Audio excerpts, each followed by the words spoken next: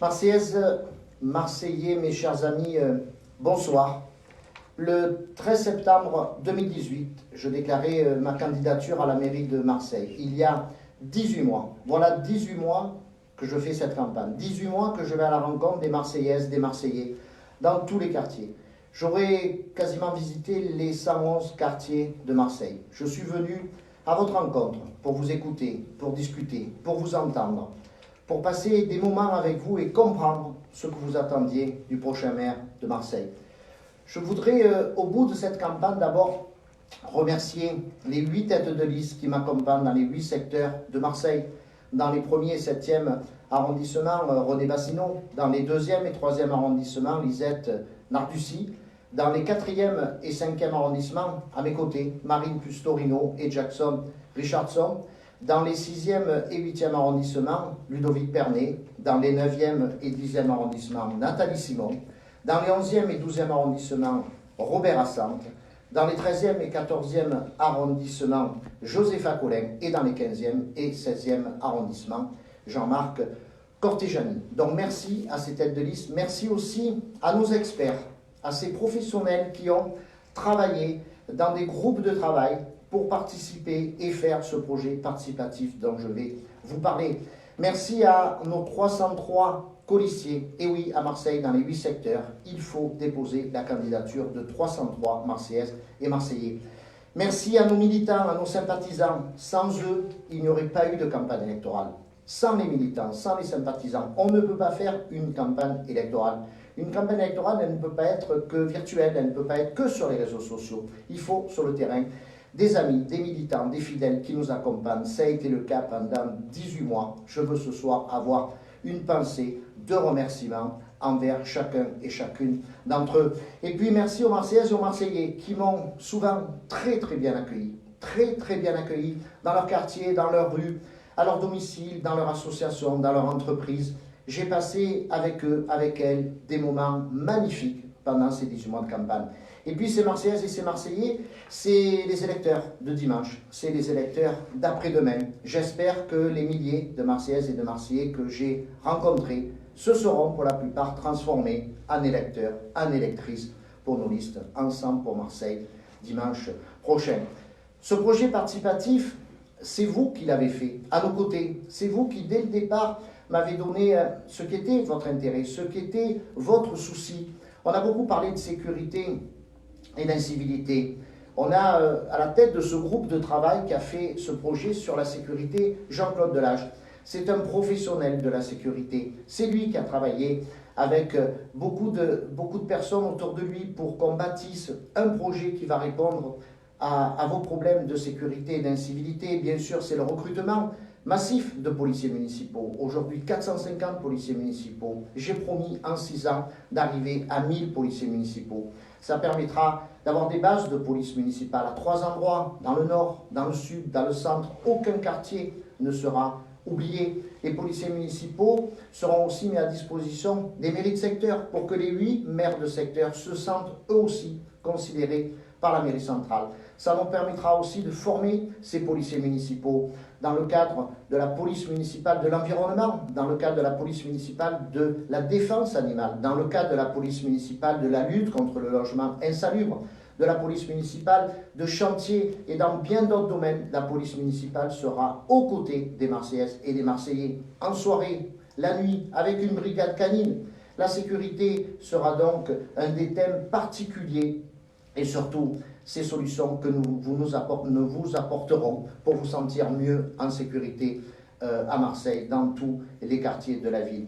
On a travaillé bien sûr dans le domaine de l'éducation. La thématique des écoles a été un sujet particulièrement mis en avant par les Marseillaises et les Marseillais. Là aussi, nous avons choisi un expert, Robert Ciampi, qui sera candidat aussi dans les 11e et 12e arrondissements.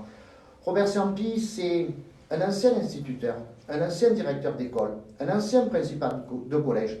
Aujourd'hui, il est proviseur d'un lycée public dans les quartiers est de Marseille. Il connaît tout le monde de l'éducation. Il connaît parfaitement toute la chaîne de l'éducation, Demain, si je suis maire de Marseille, ça sera mon adjoint à l'éducation et aux écoles. Ça sera celui qui va prendre en charge les dizaines d'écoles à refaire entièrement ou partiellement. C'est lui qui va prendre en charge l'éducation de nos enfants, qui est une des compétences de la ville de Marseille. Je sais que c'est un professionnel, je sais qu'avec lui, le dossier des écoles sera bien traité.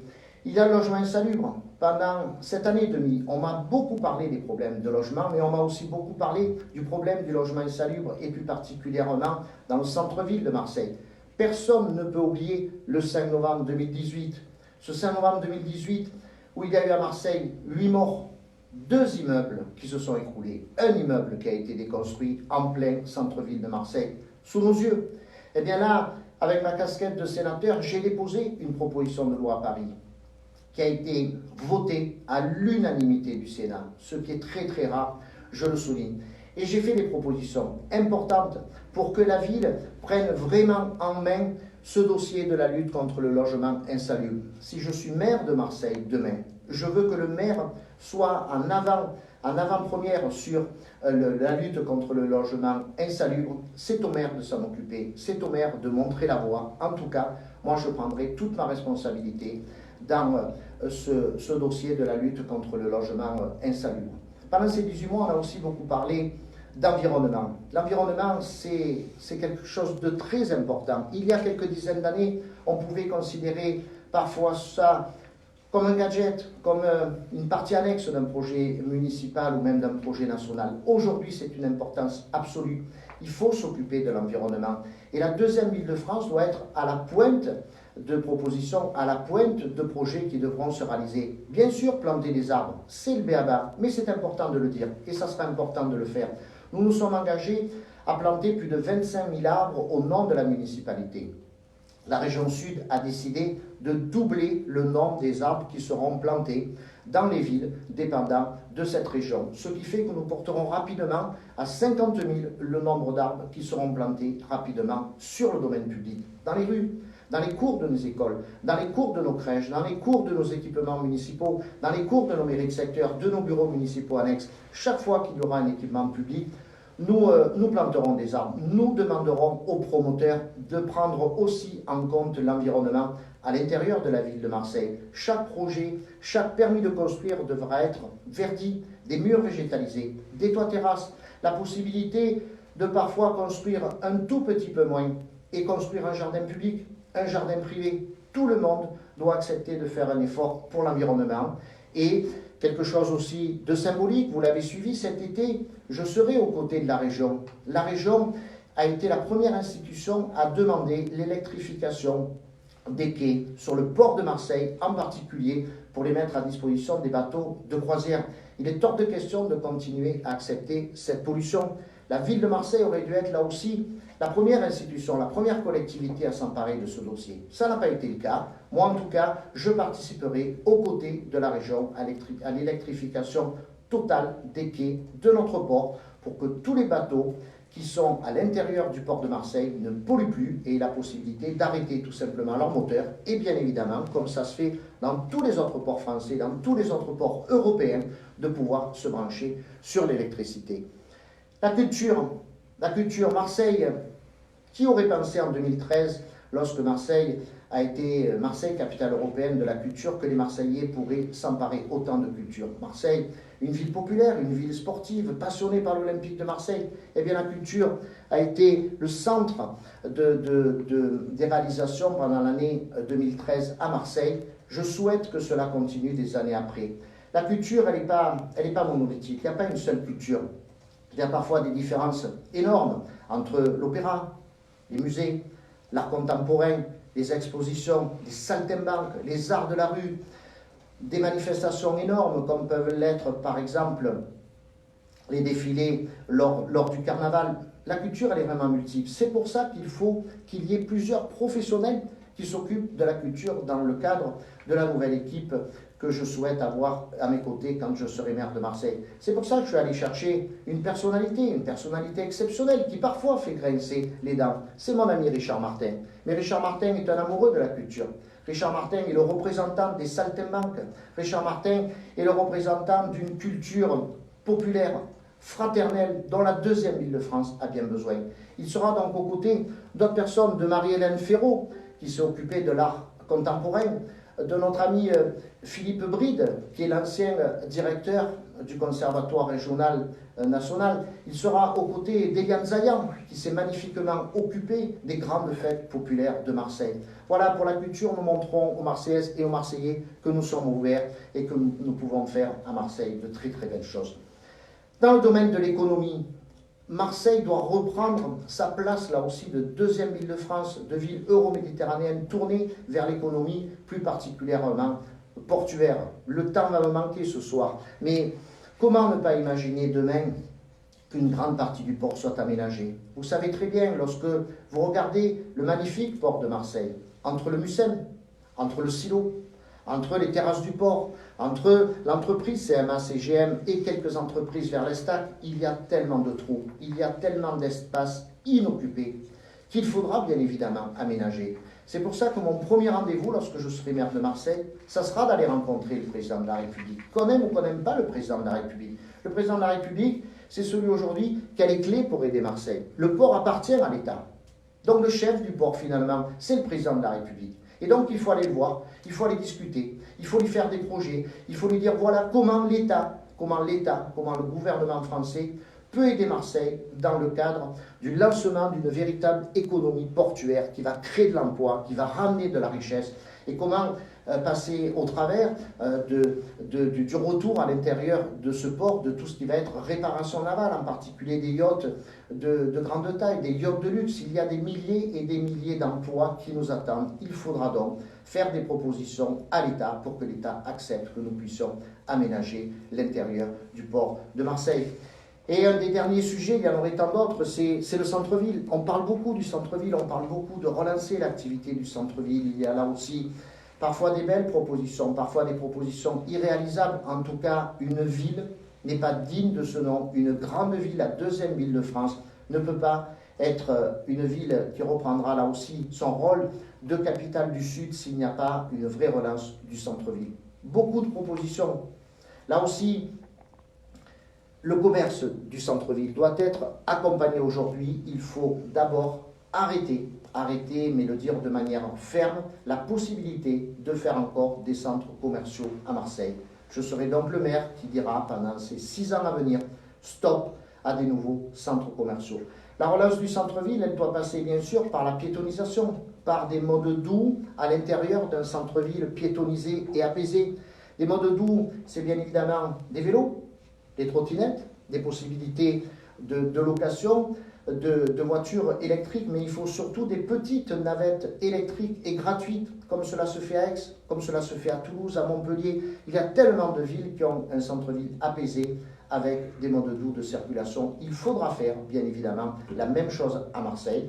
Et puis, il faudra soumettre un projet important, un projet d'envergure. Ça ne servira à rien de parler de piétonisation si on y va rue par rue, mètre par mètre. On mettra des dizaines et des dizaines d'années et il y aura toujours de bonnes raisons pour ne pas aller un peu plus loin. Moi, je souhaite mettre un projet à consultation des Marseillaises et des Marseillais, plus particulièrement ceux du centre-ville. Le centre-ville devra être, si les Marseillaises et les Marseillais l'acceptent, piétonisé d'un coup. La piétonisation du centre-ville, c'est la Canebière, c'est le Corioto, c'est la préfecture, c'est la rue Breteuil et le Vieux-Port. C'est à l'intérieur de cet immense carré qu'il faudra que Marseille retrouve un centre-ville digne de ce nom, apaisé, commercial et avec, je l'ai dit, des modes de transport doux. Le sport et surtout le rendez-vous des Jeux Olympiques de 2024. Il faut penser aussi à ce rendez-vous qui est important pour Marseille. En 2024, nous aurons les Jeux Olympiques à la voile et au foot. Là aussi, on a la chance d'avoir été rejoint par un grand champion olympique, Jackson Richardson, qui a été, il y aura 20 ans exactement, en 2024, il y aura 20 ans qu'il aura été porte-drapeau de la délégation française. Un champion olympique, c'est celui qui connaît le mieux ce dossier. Jackson Richardson est aussi quelqu'un qui appartient au comité d'organisation des Jeux Olympiques à Marseille. Il fait partie du comité d'organisation à Paris. C'est quelqu'un qui sera immédiatement opérationnel pour s'occuper des Jeux Olympiques à Marseille. On ne pouvait rêver mieux qu'une telle personnalité sportive comme lui, un vrai professionnel, un vrai sportif, un vrai médaillé, un vrai amoureux de Marseille. Je pense qu'avec Jason Richardson, Marseille va encore rayonner dans le cadre des Jeux Olympiques de 2024. Et je terminerai en parlant rapidement de gouvernance, d'éthique, de transparence. Et j'ai une pensée émue pour le professeur Richard Guébontian, que beaucoup connaissent. Beaucoup d'étudiants ont eu comme professeur Richard Guébontian, ce grand professeur de droit constitutionnel de la faculté d'Aix-en-Provence, spécialiste justement de l'éthique, de la gouvernance, nous a quittés il y a malheureusement quelques mois. C'est lui qui a bâti, ligne après ligne, tout notre projet sur la gouvernance, sur la transparence et sur l'éthique. Bien sûr, il y a le symbole qui a été la signature d'une charte d'éthique de la part de la totalité de nos candidats sur nos listes. Cette charte d'éthique sera d'ailleurs re-signée par la totalité des candidats qui seront élus à la mairie de Marseille. Et cette nouvelle gouvernance, avec cette nouvelle transparence, je peux la résumer surtout par le mandat unique. Le nouveau maire de Marseille, il ne devra être uniquement que maire de Marseille, maire de la deuxième ville de France. Déjà, c'est porté sur ses épaules quelque chose d'énorme. La deuxième ville de France, avec toutes les choses magnifiques, mais aussi tous les projets, toutes les difficultés à essayer de régler pour les Marseillaises et les Marseillais. Les journées seront sans doute même trop courtes. Donc cette nouvelle gouvernance, elle doit s'imposer au nouveau maire de Marseille. Il ne devra être que maire à 100%. Il ne peut pas présider une autre collectivité.